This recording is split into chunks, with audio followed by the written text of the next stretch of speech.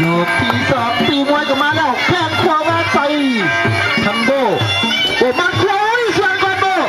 แบบโบชวนไปก็ใช่กับขวาจับดันมาแล้วโบจับมาเสียงยางตามผู้ไปเสียงนี้เนาะเสียงยางได้เปรียบตัวนี้แต่โบไม่สนใจโบตันไว้ตันขวาใช่กับขวาชวนกันไปโบจับมาคาเพียก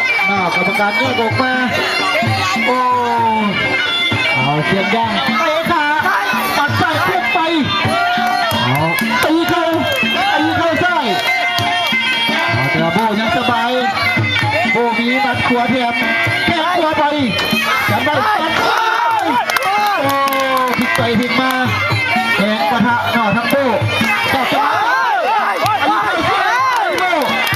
โอ้เสียงยางหุบเสียงยางหุบใส่เสียหลังไปพวกมากรรมการก็เอาแล้วพูดว่า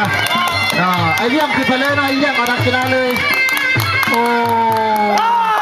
เอาบอลสีแดงแต่ที่ว่าชนะไปเลยเนาะทั้งเสียงยางโอ้ลูกแข็งนั่งแข็งเนาะเสียงยางโอ้โมเมนต์ธรรมดาเนาะน่าจับตาโอ้เสียงยาง